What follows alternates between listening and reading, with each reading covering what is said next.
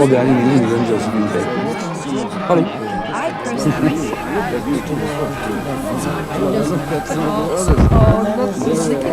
say, you know, I was just south of seeing, looking around in Oslo. I don't recognize the town anymore. The last time I was here, it's so changed.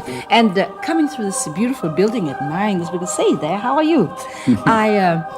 I thought I'd come and say hello to you. Knowing that you're very often here, wanted to say hello to you, Eric. How's everything all right? Just fine, except I'm glad. especially now when you're here. You really made me happy. You know? Wonderful. Can you think of anything more inhuman med det umänskliga med sån fjärrtjänststudio när det är tomt? An empty studio is an inhuman thing, isn't it?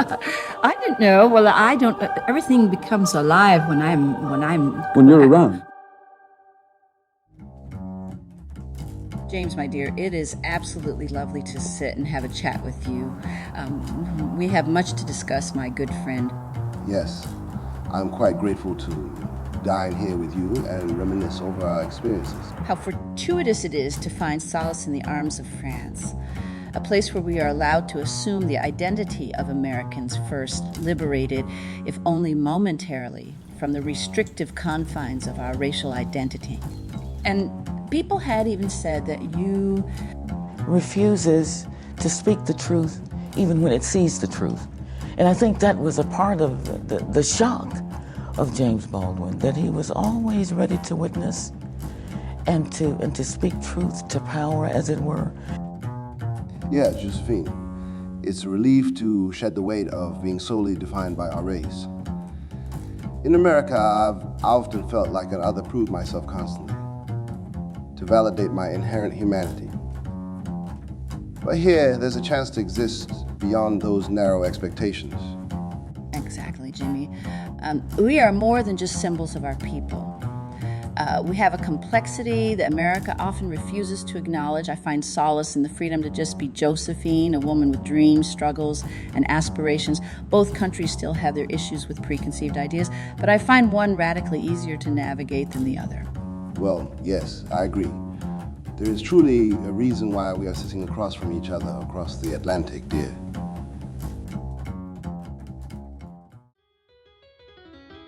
Tomorrow, the fried chicken event of a lifetime. One more herb, one more spice. Nej, jag ska spela vår gamla. How old are you? 64.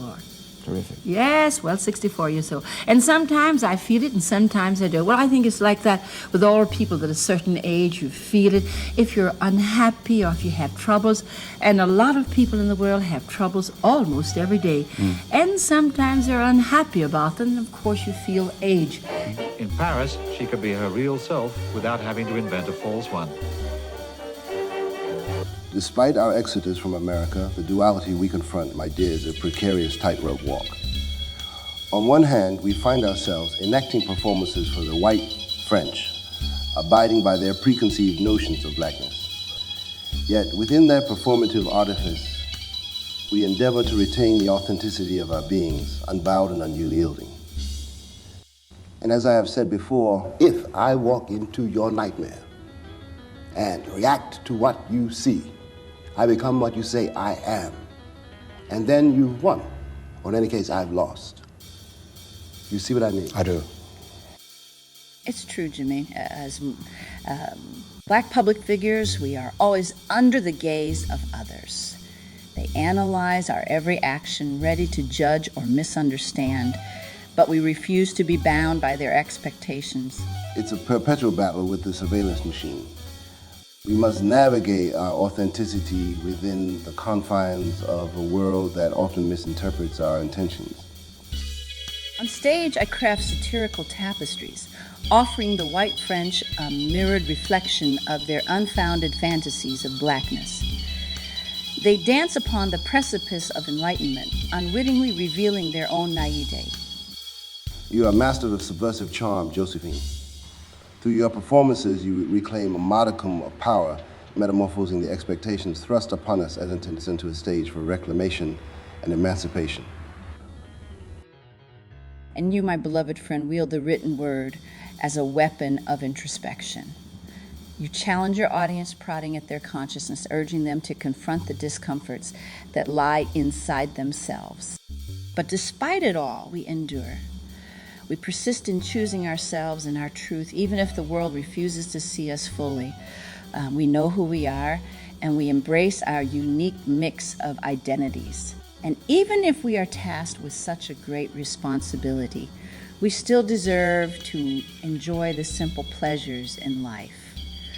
Like out here, I found you, and I found so many others who were glad to see me. And this morning in the hotel, to Bristol, I was waiting for you to come to fetch me. And the waiter came, and I asked for some good fish from here and this wonderful potatoes, because there's no potatoes in the world that tastes as good as one from Oregon. It's lovely, but the taste, it must be the way that they grow them. And anyway, they cultivate them.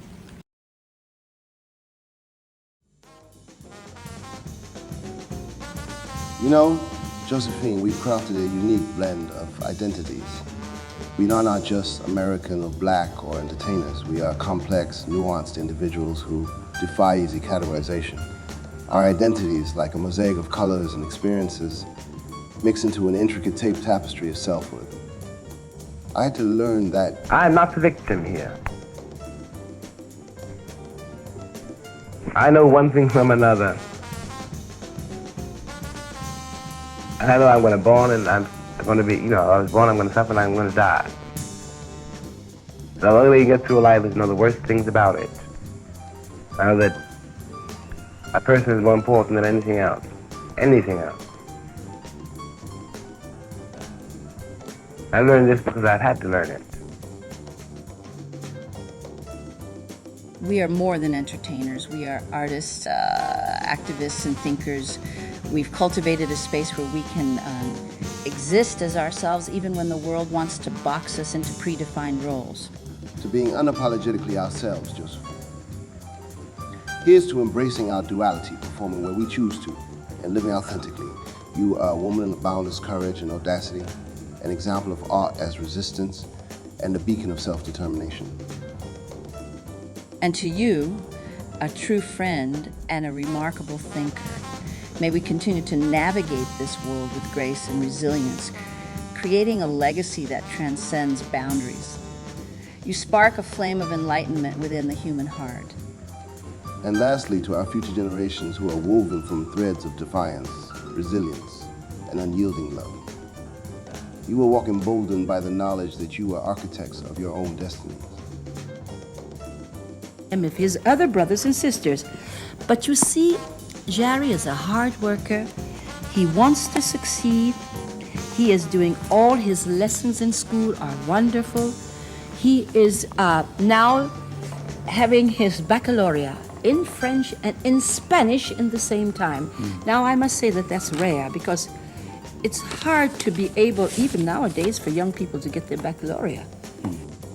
Our rainbow children, you will be bound by your shared struggles and mutual aspirations. You will continue to navigate this tumultuous world, identities intact, and your spirits unyielding. Well said. By the way, we should show them a moment of you from your younger years. Well, it's true, I happen to have a clip right here.